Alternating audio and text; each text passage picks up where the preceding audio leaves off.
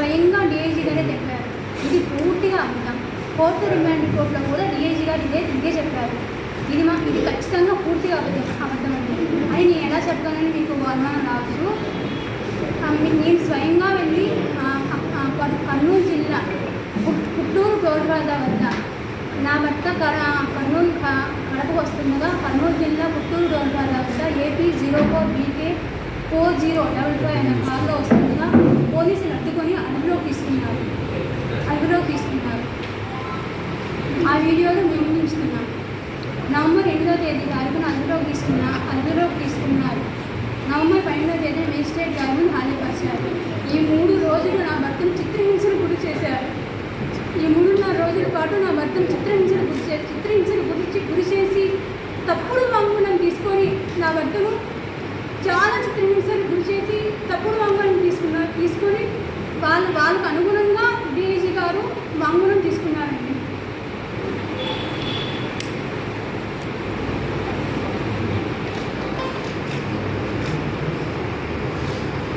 ఇదే విషయాన్ని డిమాండ్ పెట్టే సమయంలో నా భర్త మేజిస్ట్రేట్ గారు ముందు కూడా తెలియజేశారు. ఆ మేజిస్ట్రేట్ గారు ముందు చెప్పిన నా భర్త చెప్పిన విషయాలు కూడా కాపీని కూడా మేము ముందుస్తున్నాము. నా భర్త విషయంలో జరిగిన అన్యాయాన్ని మీ ద్వారా గౌరవ న్యాయ చట్టాన్ని ప్రజలకు తెలియజేయాలని కోరుకుంటున్నాను.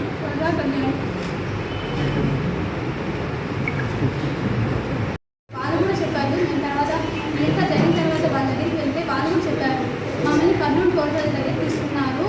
మమ్మల్ని తీసుకునేటప్పుడు కూడా బర్రా రవీంద్రరెడ్డి ఎవరనేది కూడా పోలీసులకు తెలియదండి. మా వారి అక్షేత్రం కూడా ఎవరనేది వీళ్ళు అక్కడ నిలిపి ముగ్గురిని ఫోటోలు తీసుకొని నా భర్తని వాళ్ళ సెల్లుల్లో అందరికీ వాళ్ళ పోలీస్ అధికారులను అందరికీ పంపించుకొని నా బర్రా రవీంద్రరెడ్డి అని కన్ఫర్మ్ చేసిన తర్వాత కర్నూలు పుల్లూరు కోర్టుల దగ్గర అరెస్ట్ చేసి అక్కడి నుంచి మార్కాపురం తీసుకెళ్లారంట. మార్కాపురం అది వీళ్ళు ఎలా చెప్తున్నారంటే వీళ్ళకి కొంచెం దూరం వరకు ఏమి కవర్ చేయకుండా తీసుకెళ్ళారు. అక్కడ తీసుకెళ్ళాక కొంచెం వీళ్ళకి తెలిసిపోద్ది మనం ఎక్కడ తీసుకెళ్తే విషయం తెలిసిపోద్ది అయిన తర్వాత ముగ్గురికి మాస్కులు వేసి తీసుకెళ్ళి అక్కడిక్కడ చాలా చోట్ల తిప్పారంటే అది ఎక్కడనేది వాళ్ళకి కూడా అడిగలేదు. తీసుకెళ్ళిన రోజు అది ఫ్రైడే సాటర్డే తీసుకెళ్ళిన రోజు మాత్రం మా ఆయన్ని చాలా చిత్రహింసలు పెట్టారండి. పక్కన మా వారితో పాటు ఉన్న ఇద్దరు వాళ్ళ ఫ్రెండ్స్ చెప్తున్నారు, మీ భర్తని కొడుతుంటే ఎక్కడ వాడు చచ్చిపోతాడు అన్నట్టుగా మేము భయపడాలమ్మా, అలా హింసించాడు మీ రవి అని వాళ్ళే స్వయంగా చెప్తున్నారండి.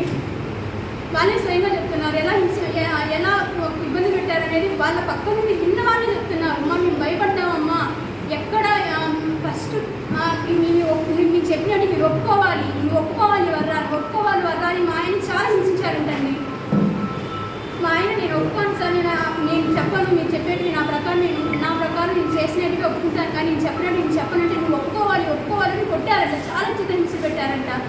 ఆ తర్వాత మళ్ళీ అక్కడి నుంచి మళ్ళీ కొంచెం ఒక రోజు తర్వాత మళ్ళీ తీసుకెళ్ళి మళ్ళీ హింసించారంట. అది మీకు ఎలా తెలిసిందని మీరు అడగచ్చండి. స్వయంగా మా ఆయనతో పాటు ఉన్న వాళ్ళ ఫ్రెండ్సే ఆయనతో పాటు ఇద్దరున్న వాళ్ళే చెప్పారండి స్వయంగా ఏం జరిగిందన్నా ఎలా జరిగిందని మేము అడిగితే వాళ్ళ ఇంటికి వెళ్ళి వాళ్ళు చెప్పారు, అమ్మ ఈ విధంగా జరిగింది, ఈ విధంగా హింసించారు.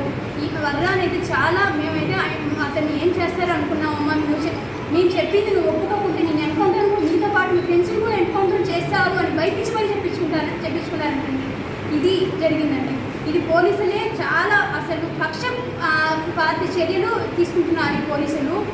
మరి కూటమి ప్రభుత్వం ఏం చేస్తుందో తెలియదు, పోలీసులు ఏం చేస్తున్నారో తెలియదండి. మా ఆయనకి మాత్రం ఎలాంటి అన్యాయం జరుగుతుందని మీ ద్వారా కోరుకుంటున్నానండి. లేదండి, స్వయంగా నేను చూశాను. స్వయంగా నేను అక్కడ కోర్టుకి వెళ్ళినప్పుడు సర్జరీ తీసుకున్నప్పుడు ముఖాలు వెళ్ళినప్పుడు చూసి స్వయంగా నాకు చూపించాడు. ఇక్కడ అరికాల్లో కొట్టారు, మోకాలను కొట్టి స్వయంగా నాకు చూపించాడండి. మొన్న వెళ్ళినప్పుడు ఆయన చూపించాడు, ఇదిగో చూడు ఇలా కొట్టారు. నేనైతే భయపడ్డాను.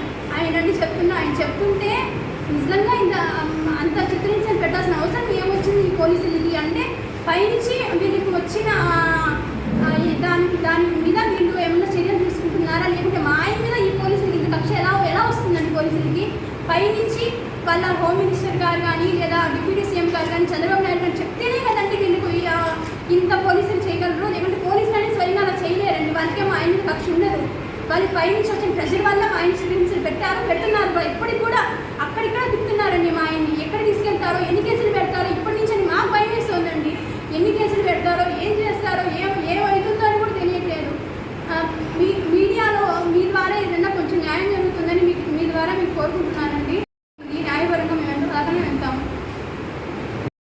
మీరు చేస్తున్నారు, ఇది తప్పు అని దానివల్ల ఈ మీద కక్ష పెట్టుకున్నారండి. అంటే ఇంకేం లేదు.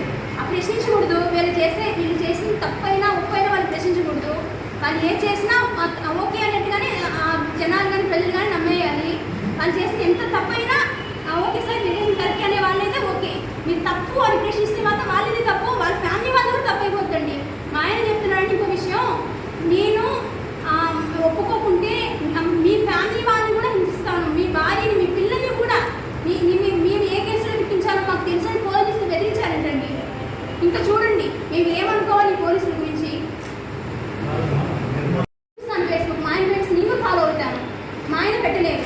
మా ఆయన అకౌంట్ని దాదాపు 18 ఫేక్ అకౌంట్లతో ఉదయభూషణ్ అనే అతను 18 ఫేక్ అకౌంట్లతో ఈయన ఐడి ద్వారా ఆయన లాగిన్ అయ్యి ఇవన్నీ చేశాడండి. అది కూడా తెలుసు, వాళ్ళకి తెలుసు ఎవరైతే ఇలా చేశారనేది టీడీపీ ప్రభుత్వానికి కూడా తెలుసు. కానీ వాళ్ళు ఒప్పుకోరు. ఎందుకంటే ఇప్పుడు